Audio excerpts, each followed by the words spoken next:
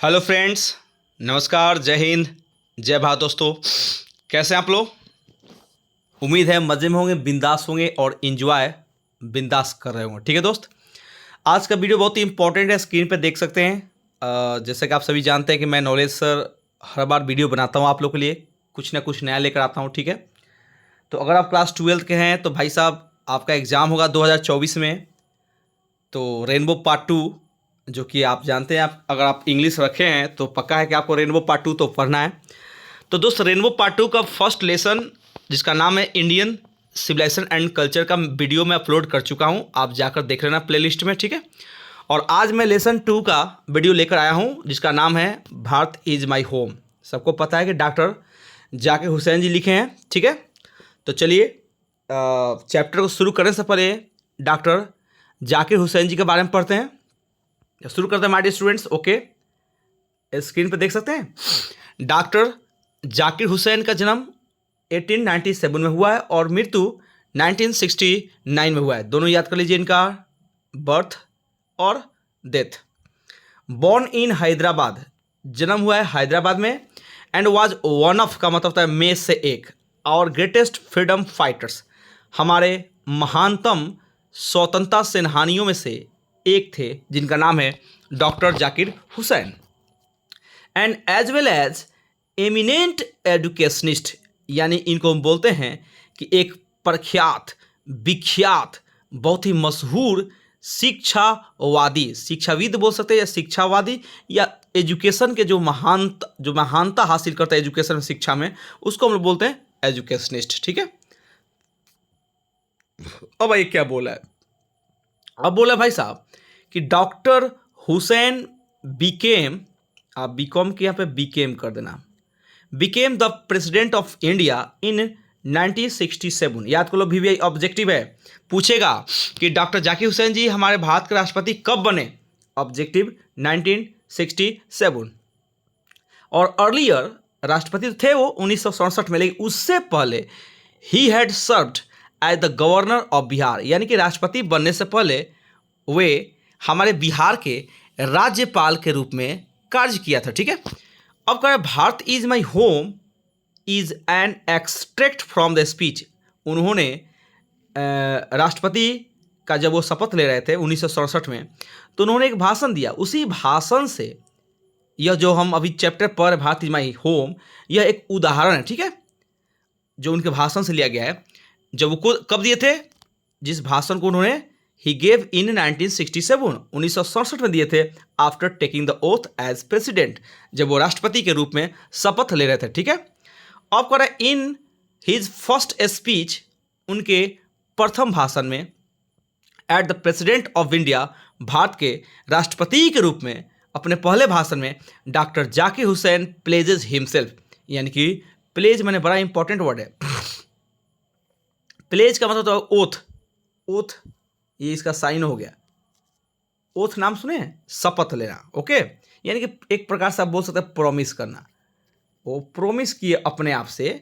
क्या प्रॉमिस करते हैं? संकल्प लेते हैं, to the service of the totality of India's culture, यानी कि भारत की संस्कृति, जितनी भी संस्कृतियां हैं, संपूर्ण संस्कृतियों की सेवा के लिए वह खुद से प्रण करते हैं, कसम खाते हैं। ठीक है, संकल्प लेते हैं कि भारत में जितनी भी संस्कृतियां हैं, मैं सबकी क्या करूंगा? सेवा करूंगा। ठीक है माय डियर, अब यहाँ पे चाहे तो आप वर्ड में देख सकते हैं। वर्ड में जन्म लेना, फ्रीडम मीन्स फाइटर मीन्स स्वतंत्रता सेनानी, एमिनेंट मीन्स प्रख्यात, एजुकेशनिस्ट मीन्स शिक्षाविद, अर्लियर मीन्स पूर्व या पहले, सर्व मीन्स सेवा करना, प्रेसिडेंट मीन्स राष्ट्रपति, गवर्नर राज्यपाल, सबका यहाँ पे एक्सट्रैक्ट लिया गया है। स्पीच मीन्स भाषण, ओथ मीन्स शपथ ग्रहण, प्लेज मीन्स होता है संकल्प लेना, सर्विस मैंने सेवा करना, टोटलिटी मैंने संपूर्णता, कल्चर मैंने संस्कृति। ठीक है माय डियर, तो आप यहाँ पे आप चाहे तो स्क्रीनशॉट ले सकते हैं। ठीक है, अब बाबू सबसे इंपॉर्टेंट, चलिए शुरू करते हैं paragraph 1।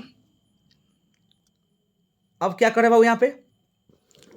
I must confess that, सबसे इंपॉर्टेंट चीज है, ध्यान से पढ़ना है। आई मस्ट, अब यहाँ पे ये थोड़ा सा लिखते वक्त ना भाई साहब गड़बड़ होता है। ठीक है, ये MUST होना चाहिए। आई मस्ट कन्फेस, मैं इस बात को अवश्य निश्चित ही मानता हूँ, कबूल करना, मैं इस बात को सहमत हूँ, इस बात से कबूल करता हूँ कि आई एम ओवरवेल्म्ड, आश्चर्यचकित होना, यानी कि मैं हैरान हूँ, मैं आश्चर्यचकित हूँ बाय द ट्रस्ट, यानी कि विश्वास के द्वारा, ट्रस्ट मीन्स विश्वास, माई पीपल, जो कि मेरे लोगों का जो विश्वास है, हैव प्लेस्ड इन मी, जो कि मेरे अंदर एक स्थान दिया है, मेरे अंदर पता नहीं उन लोगों ने क्या देखा है, मेरे लोग भारतवासी ने, बाई इलेक्टिंग मी, जो कि मुझे चुना है, निर्वाचित किया, इलेक्शन वोट देकर, to the highest office in the land, यानी कि इस धरती का सबसे उच्चतम कार्यालय में मुझे चुनकर बैठा दिया है लोगों ने, तो इस बात से मैं हैरान हूँ।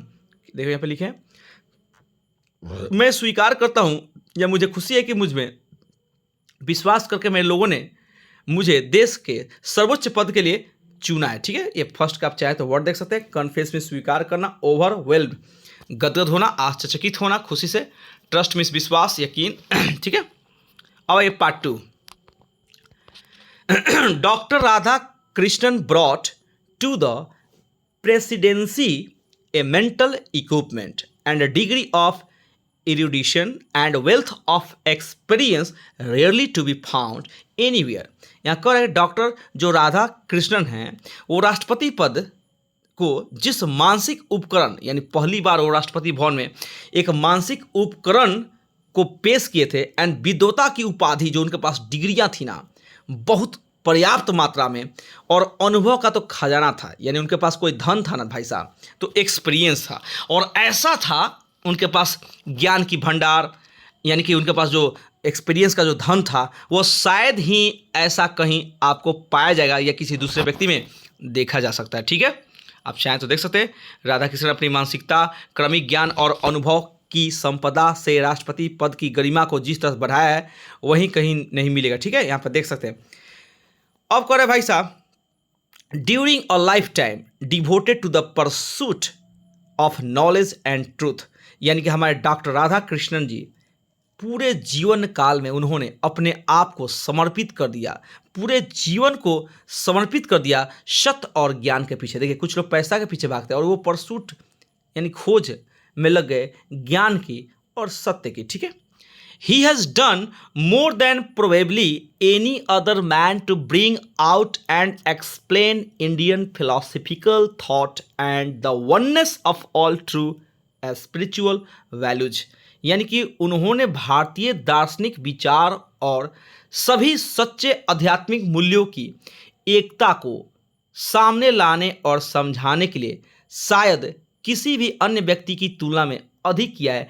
यानी कि आप किसी दूसरे व्यक्ति से जितना उम्मीद करते हैं कि यह व्यक्ति इतना काम कर सकता है, भारतीय दार्शनिक विचारों को व्याख्या कर सकता है और आध्यात्मिक विचार को, तो शायद उनके जाकिर हुसैन के हिसाब से लगता है कि हमारे राधा कृष्णन जी और जितने भी लोग हैं जिनसे हम उम्मीद करते कि ये काम इतना कर सकते हैं, उनसे कई ज़्यादा हमारे जाकिर हुसैन जी किए हैं। ठीक है, अब आइए यहाँ पे, ही नेवर सीज्ड, ये याद कर लीजिए लाइन भाई, ये ऑब्जेक्टिव पूछा है कि ही नेवर सीज्ड, उन्होंने कभी भी नहीं रोका, कौन भाई, doctor Radha Krishnan, to champion the right of all men, हर व्यक्ति, सभी लोग के जो अधिकार है उनके अधिकार को दिलाने के लिए उन्होंने हमेशा समर्थन किया है, और समर्थन करने से कभी भी अपने आप को नहीं रोके। और वही सिर्फ समर्थन नहीं किया लोग के अधिकार का, वो चाहते थे कि लोग जिए और इस धरती पर रहे इन डिग्निटी, गरिमा में, एंड विद जस्टिस, न्याय के साथ, यानी हर किसी को अधिकार इस धरती पे इज्जत, प्रतिष्ठा और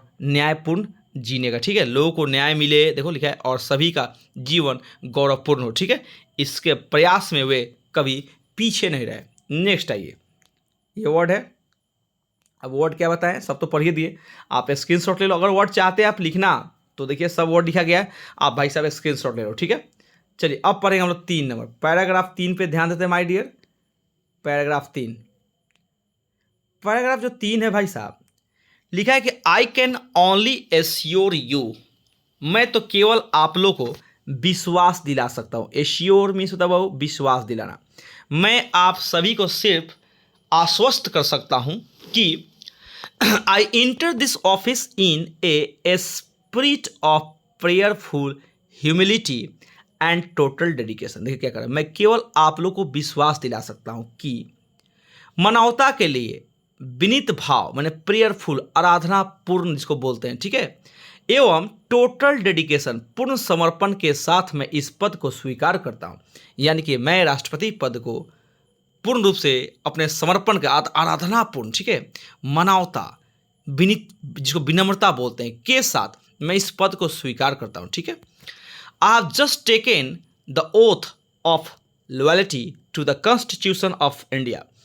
मैंने अभी अभी, देखिए क्या कर, I have just taken the oath, मैंने अभी अभी शपथ लिया है किसका, इंडिया के संविधान यानी भारत की संविधान की वफादारी का। तो लिखा है मैंने अभी भी भारतीय संविधान की पूरी तरह से आस्थावान यानी उसी को बोलते हैं वफादारी, इसको बोलते हैं वफादारी रहने का शपथ लिया हूँ। And it is the constitution of A comparatively में होता है तुलनात्मक रूप से ए न्यू स्टेट, यानी तुलनात्मक रूप से यह एक नए राष्ट्र के स्वतंत्र नागरिकों का संविधान है। क्योंकि अभी अभी देश आज़ाद हुआ था भाई 1947 में, और यहाँ के लोग स्वतंत्र थे, अब उन्हें गुलामी नहीं चाहिए। और फर्स्ट टाइम हमारे स्वतंत्र लोगों के लिए एक संविधान दिया गया था जो कि बिल्कुल तुलनात्मक रूप से एक नया देश था, ठीक है, which its free citizens have for the first time in the history given to themselves, यानी जो उन्हें इतिहास में पहली बार आपने अपने आप को दिया, यानी फर्स्ट टाइम भारत ने इतिहास में, क्योंकि उससे पहले भारत में संविधान नहीं था, ब्रिटिश रूल था, ब्रिटिश कॉन्स्टिट्यूशन था, और पहली बार आज़ादी के बाद लोगों को संविधान मिला था जिसे पालन करना था, ठीक है। अब कह रहे it is the young state of N ancient people. अब भले ही देश नया था, क्यों आज़ादी के बाद देश तो नया था, लेकिन लोग जो थे ना वो प्राचीन थे, यानी लोग तो वही थे आज़ादी के पहले वाले, who through the long millennia and through cooperation of diverse ethnic elements have striven to realize timeless absolute values in their own peculiar way। अब जो वे लोग थे भाई जिन्होंने शताब्दी से कई समयों से सहयोग विभिन्न नेताओं में उत्कृष्ट मूल्यों की रक्षा करते हुए अपनी विशिष्ट शैली में निखारा है। यानी एक से एक लोग थे, उनसे पहले जाकिर हुसैन से पहले भी कुछ नेता लोग काम किए थे, और उनके सहयोग में जो लोग पहले से खड़े थे, एक से एक सब योजनाएं बताए, ठीक है, उनका सहयोग दिए और एक भारत को एक अलग शैली में निखारा है, ठीक है। तो कौन है, I pledge myself to the service of those values. और जो भी वो मूल है, मोल है, जो भी मूल्यवान चीज़ है जो उनसे जाकिर हुसैन से पहले जो नेता लोग भारत में करके गए थे, वो नहीं चाहते थे किसी भी मूल्यवान चीज़ों को मैं क्या करूं, उनको समाप्त कर दूं या उन्हें मैं निराशा करूं, ठीक है। वो चाहते थे मैं उन मूल्यों की सेवा का शपथ लेता हूं, सबकी मान सम्मान वैल्यू बढ़ाऊंगा। For through some concrete realisation of a value may be become inadequate with the change of circumstance. क्योंकि आपको पता है कि अभी अभी देश का हालात आज़ादी के बाद क्या था, तो यद्यपि बदलती परिस्थितियों ने कुछ मूल्य अपूर्ण लगे, लेकिन कोई भी मूल्य होगा, हो सकता है कि कुछ उनमें से ऐसी परिस्थितियों के कारण अपर्याप्त रूप से, यानी परिस्थिति ऐसा हो गया कि मैं उनमें से कुछ मूल्य को, जो मोल है, उनको मैं पूर्ण रूप से महसूस न कर पाऊँ, लेकिन उनका जो भी मोल है उसको मैं अपर्याप्त रूप से, पर्याप्त समझते हैं, इन एडिक्वेट कहता है, बहुत ज़्यादा मात्रा में, ठीक है, उन सब का मैं मोल रखूँगा। The value remains eternally valid and precious for newer and fresher realisation. लेकिन कोई भी मूल्य से उचित होता है और ना ही अनुभूतियों से के लिए दबाव डालता है। यानी कि मैं उन सारे मूल को हमेशा के लिए स्वतंत्र और आज़ाद और अमर रखूँगा। वैलिड मीन्स किसी भी मोल को मैं मिटने नहीं, मानने रखूँगा। प्रेशस उस पर और दबाव डालूँगा ताकि वह और नया से नया और ताज़ा से ताज़ा एहसास, अनुभूति सबके लिए हो।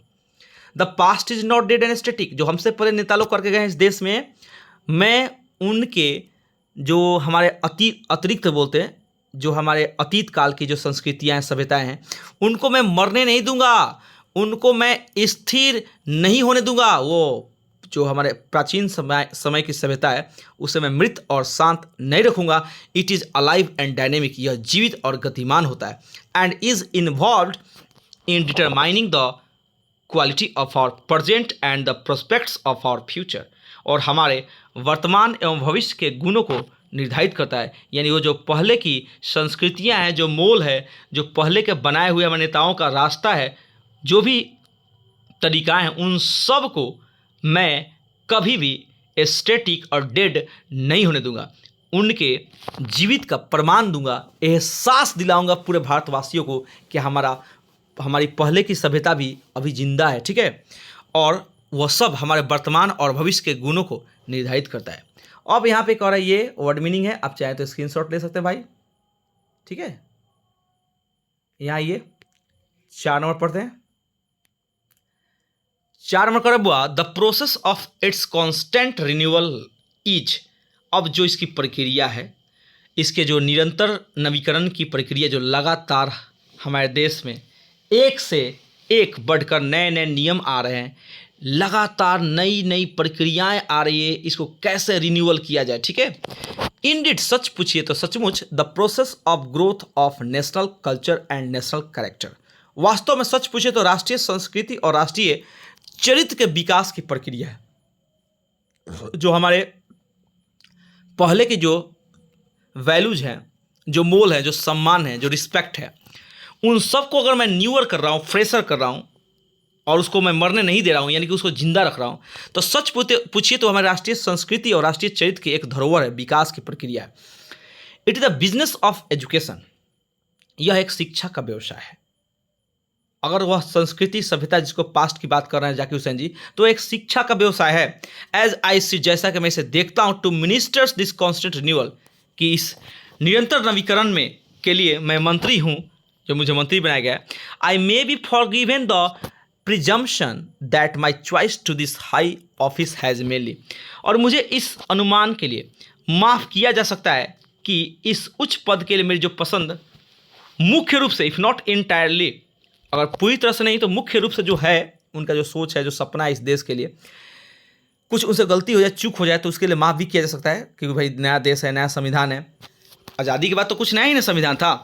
कर यहाँ पे been made an account of my long association with the education of my people, मेरे लोगों की शिक्षा के साथ मेरे लंबे जुड़ाव के कारण I maintain that education is a prime instrument of national purpose, कि मैं मानता हूँ कि शिक्षा राष्ट्रीय उद्देश्य का एक प्रमुख साधन है। अगर देश को तरक्की चाहिए, अगर चाहते हैं कि देश तरक्की करे, हाई लेवल तक पहुँचे, तो भाई साहब पहले के जो भी नेता थे, देखिए उनका मुख्य लक्ष्य था कि कैसे भारत की शिक्षा को सुधारा जाए। और आज के डेट में सब सारे लोग बस किसी को वृद्धा पेंशन मिल जाए, किसी को इंदिरा आवास मिल जाए, नाला पास हो जाए, बस इसी में हम लोग हाय हाय कर रहे हैं, और शिक्षा बाहर में जाए उससे मतलब नहीं है। अब कहें that quality of education is inescapably, और शिक्षा की गुणवत्ता अनिवार्य रूप से involve in the quality of the nation, ये राष्ट्र की गुणवत्ता में शामिल है। यानी कि जो शिक्षा की लेवल है वो ऐसा बना दिया जाए कि जो राष्ट्र की गुणवत्ता है उसमें शामिल हो जाए, ठीक है। यानी कि अगर सचमुच जिस देश की शिक्षा व्यवस्था सुदूर है, बढ़िया है, उस देश की निश्चित ही गुणवत्ता बिखरी होगी और वह देश टॉप 10 में आता हुआ, ठीक है। अब आइए नीचे, ये वर्ड इसके नीचे दिया गया है, आप चाहें तो भाई साहब वर्ड देख सकते हैं। यहाँ पे आइए 5 number, I therefore pledge myself to the loyalty of our past culture, इसलिए मैं अपने आप से प्रण करता हूँ, किसके लिए? जो हमारी पिछली संस्कृति की वफादारी के लिए, यानी कि मेरे जो अतीत की जो संस्कृतियाँ हैं उसकी वफादारी के लिए मैं अपने आप से प्रण करता हूँ। Wherever it may have come, चाहे यह सभ्यता संस्कृति जहाँ कहीं से आए हों, and by whom ever it may have been contributed, और जिस किसी के द्वारा इस सारी सभ्यताएं लाई गई हो, जिसने भी योगदान दिया गया, जो भी दिया हो, मैं उन सारी संस्कृतियों की सेवा के लिए I pledge myself to the service of the totality to my country's culture, मैं अपने देश की संपूर्ण संस्कृतियों की सेवा के लिए अपने आप से प्रण करता हूँ, प्रतिज्ञा करता हूँ। I pledge my loyalty to my country, मैं अपने देश की प्रति वफादारी के लिए भी प्रण करता हूँ। एंड इरिस्पेक्टिव ऑफ रिलीजन और लैंग्वेज, कुछ ऐसे हमारे देश में धर्म हैं, कुछ ऐसी भाषाएं हैं जिसको लोग अनादर करते हैं, उन सारी धर्म और आपकी भाषाओं को ये बोलें कि उसके प्रति मैं निष्ठापूर्वक रहूँगा और उसकी भी सेवा मैं निष्ठा से करूँगा। I pledge myself to work for its strength and progress, मैं अपने आप से प्रण करता हूँ कि इन सारी संस्कृति, धर्म, जो अनादर है, जो भाषाएं हैं, सबकी तरक्की और ताकत शक्ति के लिए, इसको मजबूत बनाने के लिए मैं काम करूँगा, उसके लिए मैं प्रण करता हूँ। And for the welfare of its people, और जो भी ये भाषा और धर्म मानने वाले लोग हैं, जो भाषा बोलने वाले लोग हैं, उनकी कल्याण के लिए, भलाई के लिए मैं अपने आप से प्रण करता हूँ। Without distinctions of caste, colour and creed, बिना जाति के, बिना रंग के और बिना कोई पंथ के, धर्म के भेदभाव के बिना, इन सब चीज़ों की मैं सेवा के लिए, तरक्की के लिए अपने आप से प्रण करता हूँ। फिर लास्ट में बोल रहे the whole Bharat is my home, संपूर्ण भारत मेरा घर है। And its people are my family, और इसके जो लोग हैं मेरे परिवार हैं। The people have chosen to make me the head of this family for the certain time, लोगों ने मुझे एक निश्चित समय के लिए, 5 साल के लिए, इस परिवार का मुखिया बनाने का जो काम किया, जो चुना है। It shall be my earnest endeavour to seek to make this home strong and beautiful, और यही मेरी सबसे मजबूत प्रयास और कमाई होगी कि मैं इस घर को बहुत ही मजबूत और सुंदर बनाऊं। ठीक है। ए वर्दी home for a great people engaged in the fascinating task of building up a just and prosperous and graceful life, एक योग्य लोग के लिए एक योग्य घर, यानी कि अच्छे लोगों के लिए योग्य घर, योग्य लोगों के लिए, ठीक है, जो कि न्यायपूर्ण हो, समृद्ध हो, सुशोभित हो और जीवन के निर्माण में आकर्षक कार्य में लगे। हर व्यक्ति अपने जीवन के निर्माण के लिए फैसिनेटिंग टास्क, मनमोहक कामों में क्या करें, इस देश के जो विकास होगा, बिल्डिंग विकास होगा, देश का विकास होगा, तो हर व्यक्ति के पास काम हो, आकर्षक कार्य में लग जाए, मेहनत करे। ठीक है। अब भाई कौन कार्य में लगना है, ये वर्ड है, चाहे तो स्क्रीनशॉट ले सकते हैं। ठीक है माय डियर, आइए यहाँ पे पढ़ते हैं 6 नंबर पैराग्राफ 6 में बोल रहा है भाई साहब, द फैमिली इज बिग। देख भाई, परिवार बहुत बड़ा है, क्योंकि उस समय देश की आबादी भी तेजी से बढ़ रही थी और आबादी के साथ साथ सबको जॉब भी देना है, काम भी देना है। And it is constantly growing at rather conveniently fast pace. परिवार बहुत बड़ा है और लगातार असुविधाजनक रूप से तेज गति से बढ़ रहा है। यानी कि भाई साहब, जो बढ़ने की प्रक्रिया बहुत तेज है। असुविधा, अब मान लीजिए जब जनसंख्या बढ़ेगा तो निश्चित है असुविधा होगी। We shall each one of us have to participate unaspiringly in building its new life and each in his own way. और हम में से प्रत्येक को अपने नए जीवन के निर्माण में, प्रत्येक को अपने तरीके से असमान रूप से भाग लेना होगा।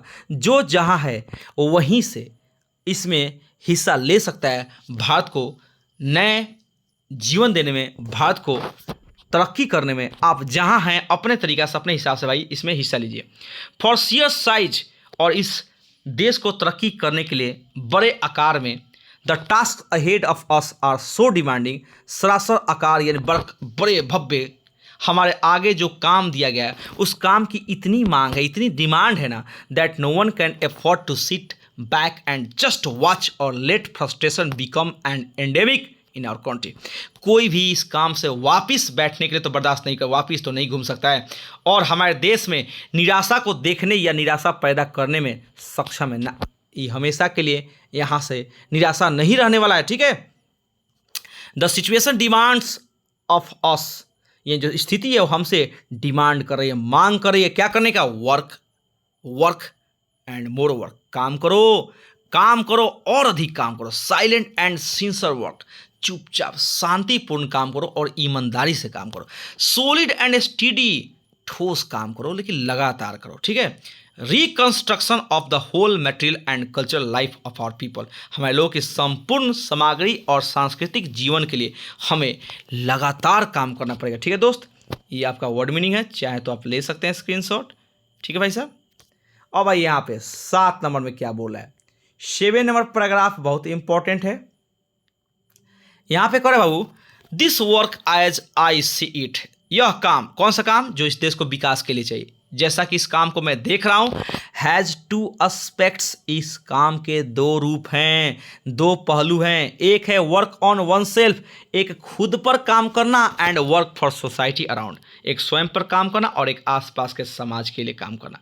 हर व्यक्ति के पास 2 काम है, एक तो खुद के लिए काम करो, अपने पेट पालो, और एक समाज के लिए करो, लेकिन they are mutually fruitful aspects of the work. जब 2 आदमी के रिश्ता की बात किया जाए तो म्यूचुअली का प्रयोग करते हैं, और 2 से अधिक के लिए कॉमनली होता है। और वो एक काम कहीं ना कहीं पारस्परिक रूप से उपयोगी पहलू है, कहीं ना कहीं लाभदायक है। दोनों काम चाहे खुद के लिए करो, खुद पर करो, या समाज के लिए करो।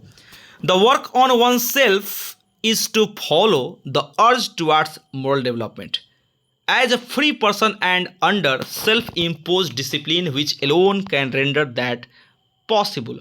अब जो खुद पर काम करता है बंदा, खुद के लिए काम करता है, वह अनुसरण करता है किसके, the urge towards moral development. कहीं ना कहीं खुद पर काम करना एक अर्ज है, एक विनती है, एक मांग है, नैतिक विकास की तरफ ले जाता है। कहाँ जाता है, नैतिक विकास का। एज ए फ्री पर्सन, एक स्वतंत्र व्यक्ति के रूप में, and under self impose discipline, और खुद अपना बनाया हुआ, उसका अपना एक अनुशासन होता है, उसके अंतर्गत बंदा काम करता है, जो अकेले उस विकास को संभव बना सकता है, यानी which alone can render that development possible. ठीक है, यानी कि एक व्यक्ति के स्वयं के काम का उद्देश्य एक स्वतंत्र व्यक्ति के रूप में नैतिक विकास के प्रति आग्रह का पालन करना है, और स्वयं के द्वारा थोपा हुआ अनुशासन है जो अकेले उस विकास को संभव बना सकता है। इट्स एंड प्रोडक्ट, इसका जो अंतिम उत्पाद होता है ना, is a free moral personality, एक निःशुल्क, एक स्वतंत्र नैतिक व्यक्तित्व के रूप में होता है। And we can neglect the end product only at our peril, और हम केवल अपने जोखिम पर अंतिम उत्पाद की अपेक्षा कर सकते हैं। यानी कि जब हम लोग खतरे में हो, किसी जोखिम है, तभी हम इसके अंतिम प्रोडक्ट उत्पाद का नज़रअंदाज कर सकते हैं। ठीक है, and this end product can not sustain itself without seeking and exercising itself to bring about the approximation of the society to which it is privileged to serve to better a juster and more graceful way of life। और इसका जो अंतिम उत्पाद है, समाज के सन्निकटन बोलते हैं, यानी नज़दीक के लिए, स्वयं को चाहने और व्यायाम करने बिना अपने आप को बनाए नहीं रख सकता है, जिसे बेहतर, न्यायपूर्ण और जीवन के अधिक सुंदर तरीके से सेवा करने का विशेष अधिकार प्राप्त है। यानी कि इसका जो अंतिम प्रोडक्ट, जो खुद के लिए व्यक्ति काम करता है, कहीं ना कहीं वो अपने आप को ढूंढ लेता है बिना समाज के सहयोग से, यानी कहीं ना कहीं जाकर समाज में मिल ही जाता है। ठीक है, और इसको एक विशेष अधिकार भी दिया गया है कि आप सेवा करेगा आगे अच्छा से अच्छा, न्यायपूर्ण और बहुत ही ग्रेसफुल, मीन्स क्या होता है, बहुत ही सुंदर, सुशील जिसको बोलते हैं, मतलब जिसको हम बोलते हैं कृपालु तरीका से, बहुत ही सुंदर रिस्पेक्टेड जीवन का एक तो तरीका होता है, जो मार्ग होता है, बहुत बढ़िया हो जाता है। The individual can not grow in full perfection without A corresponding advance of the collective social existence. अब जो व्यक्तिगत काम है वो भी पूर्ण रूप से विकसित नहीं कर सकता है अगर बिना समाज जब तक सहयोग ना करे, समाज के सहयोग के बिना, जो सामूहिक अगर सामाजिक अस्तित्व के संगत के बिना कोई व्यक्तिगत काम भी पूर्ण से आगे नहीं बढ़ सकता है। Let us resolve to wholeheartedly engaged in this 2 aspects of work, individual and social.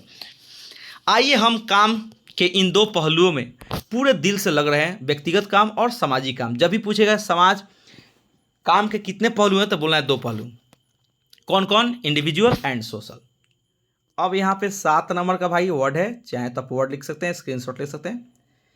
8 number आइए, द डुअल एफर्ट, और ये जो दोनों प्रयास है हम लोग का, सोशल और individual, give to the life of our state a special flavour.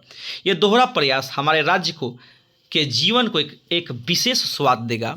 And for the state to us will not be just an organisation of power but a moral organisation. हमारे लिए राज्य केवल शक्ति का संगठन नहीं है, बल्कि एक नैतिक संगठन होगा। ठीक है, it is a part of national temperament and inheritance from the great leader of our liberation movement Mahatma Gandhi.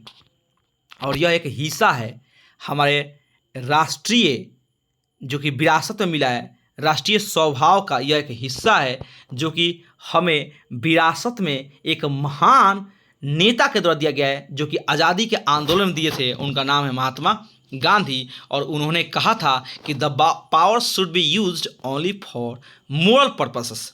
इस शक्ति का उपयोग केवल नैतिक उद्देश्य के लिए किया जाना चाहिए।